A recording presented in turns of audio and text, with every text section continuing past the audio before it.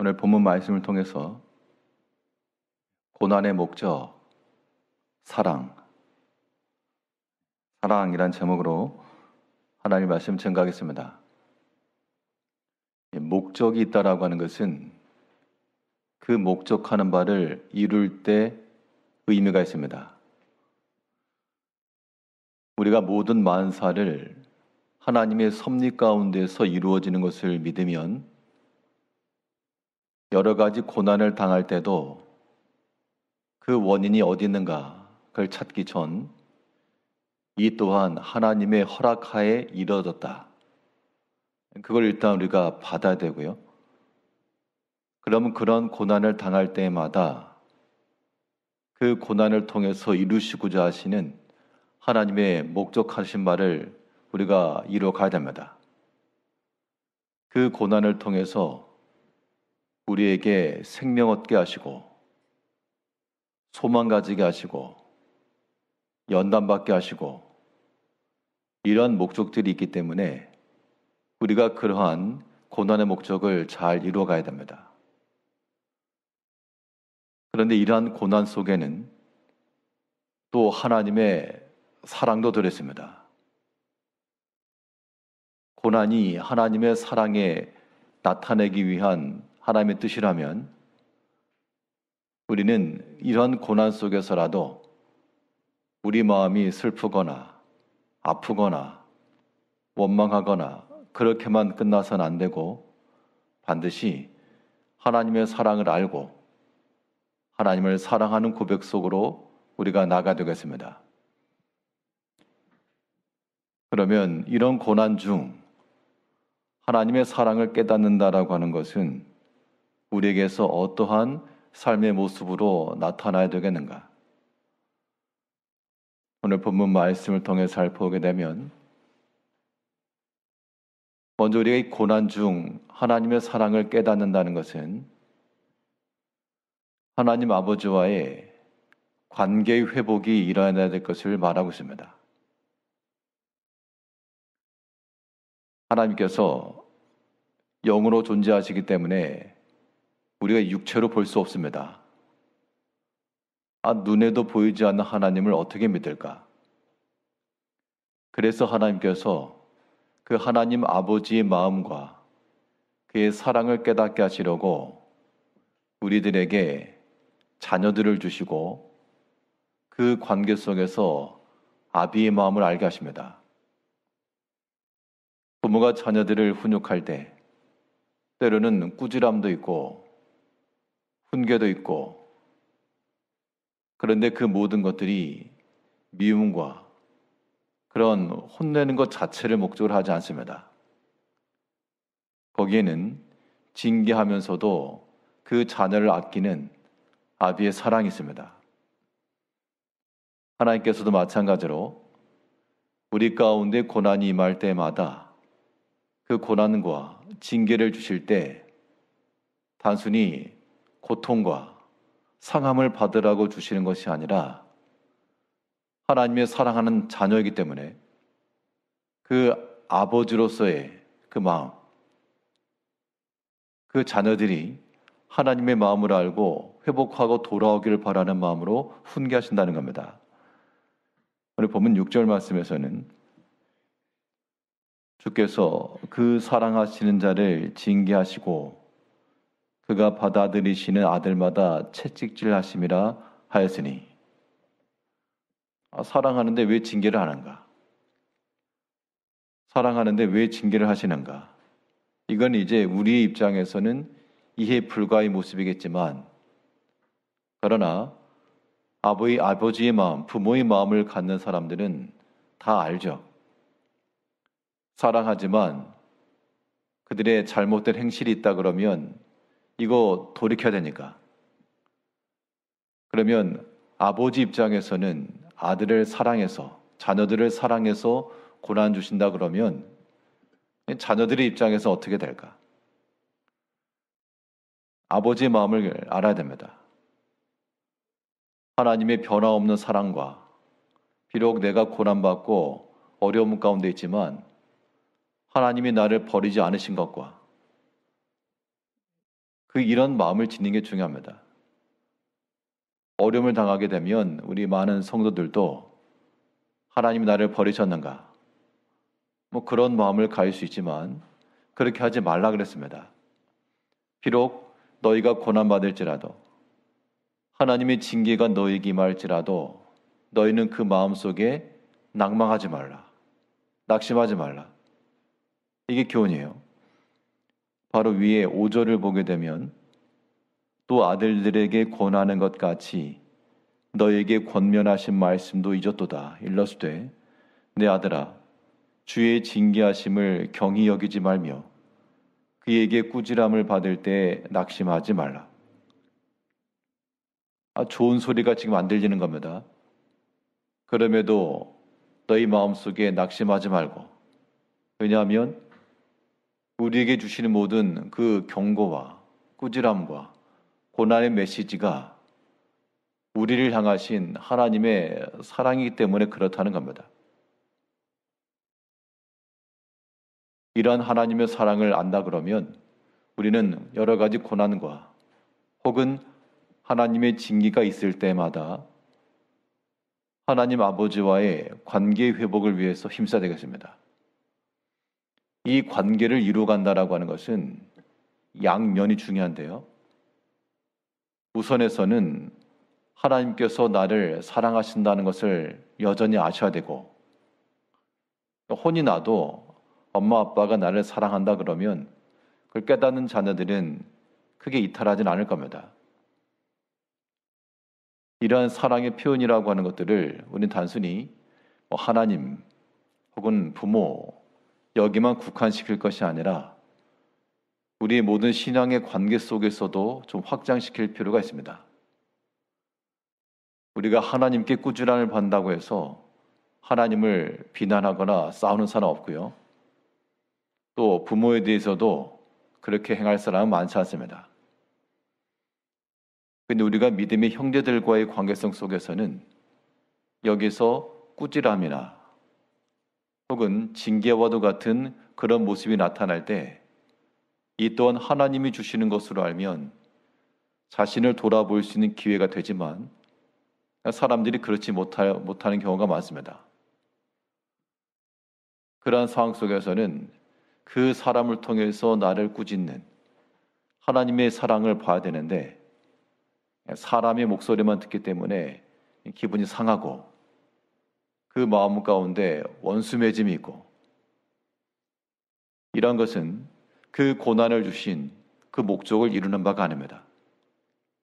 비록 사람을 통해서 하는 말일지라도 그것을 기분 나쁘게 들으면 발전이 없고 소망이 없는 거예요.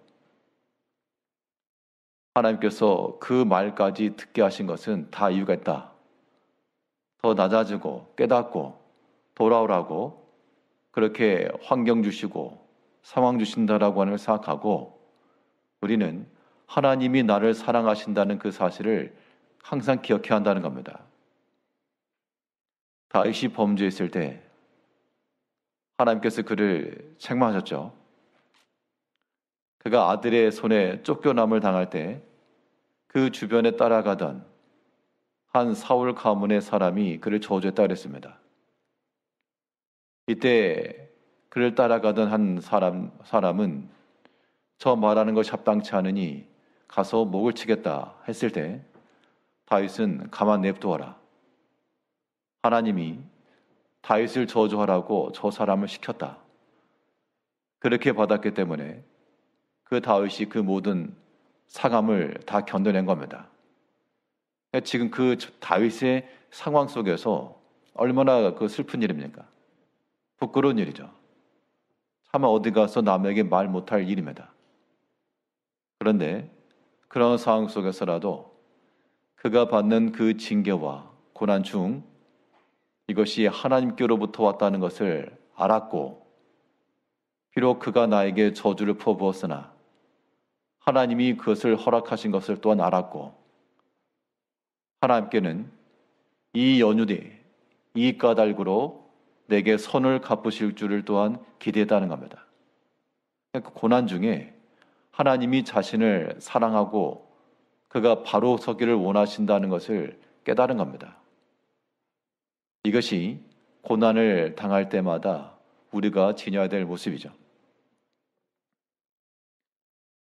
하나님께 여전히 우리를 사랑하시는 것을 아는 사람은 우리의 마음과 행실을 하나님께로 돌려야 됩니다.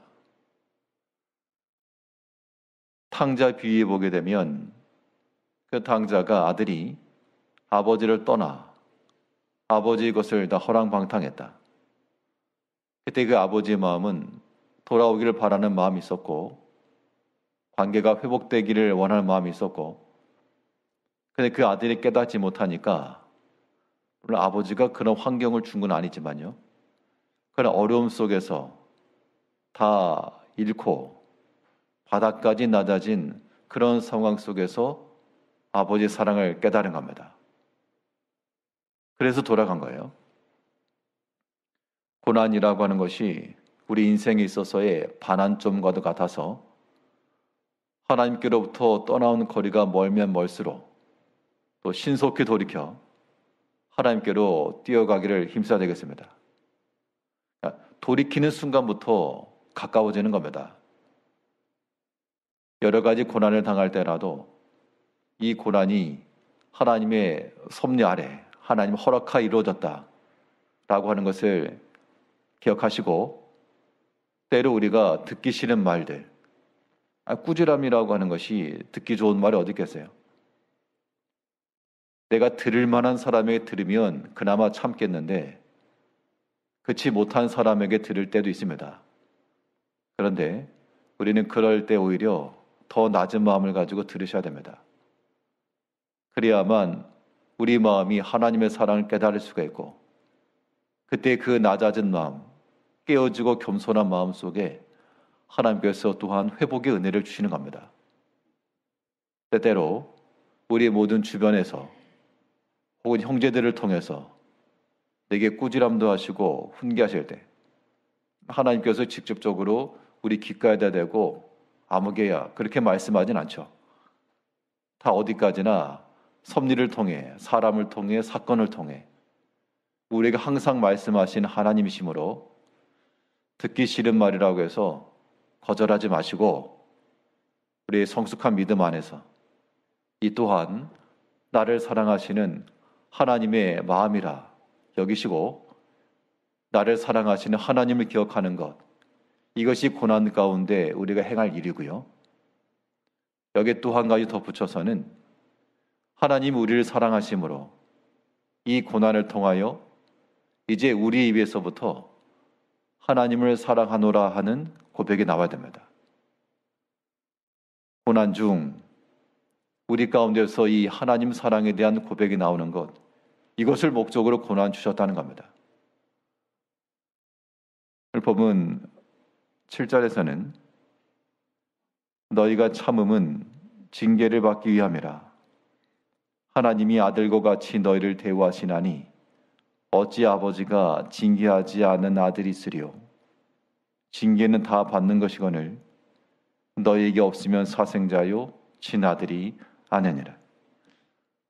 하나님께서 우리를 그의 사랑하는 아들과 같이 여기기 때문에 그러한 징계와 꾸지람 주신다는 겁니다.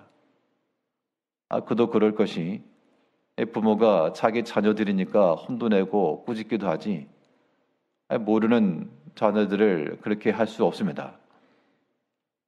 그러면 그 꾸지람을 받는 자녀들은 복된 자녀들이 되려면 거기서 반항하고 버팅기고 너는 얼마나 대단하냐 싸우는 것이 아니라 그럴 때마다 더욱 두려움으로 하나님 앞에 온전한 순종을 이루어가야 됩니다.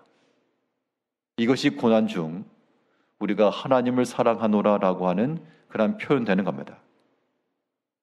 하나님께서 아버지로서 자녀들을 훈계하시는 거니까 그 자녀들은 그 훈계를 통해서 아버지께 더욱 복종하고 두려운 마음 가지고 그러한 일들을 이뤄가야 됩니다. 이게 고난의 목적이라는 거죠. 9절을 보게 되면 또 우리 육신의 아버지가 우리를 징계하여도 공경하였거든 하물며 모든 영의 아버지께 더욱 복종하며 살려 하지 않겠느냐. 육신의 부모라도 그 자녀들이 두려운 마음을 가지고 복종하는 것처럼 우리 영의 아버지신 하나님께서 우리를 훈계하시고 꾸짖으실 때 더 두려운 마음을 가지고 하나님께 복종하라. 고난은 우리를 향하신 하나님의 사랑의 메시지입니다. 고난당할 때마다 나를 향하신 하나님의 사랑을 기억하셔서 그 관계의 회복을 원하시는 하나님께로 돌아가야 되겠고요. 그 꾸지람과 경고하심에 대해서 기분 나쁘게 듣지 마시고 다 겸손하게, 그리고 그 고난을 통해서 이제 우리 입을 열어 하나 앞에 하나님을 사랑하는 마음과 우리의 모든 변화되는 인격과 이러한 모습들을 통해서 고난을 통해서 우리를 사랑하시고 우리로 하여금 사랑하게 하시는 하나님의 뜻을 발견해야 되겠습니다. 여러 가지 어려움이 있으나 낙마하지 마시고 여전히 변함없이 사랑하시는 하나님을 기억하면서 그의 은총과 예비된 은혜를 기대하면서 하나님 잘 믿고 살아가시는 성도님들 되시기를 바라겠습니다. 기도하겠습니다.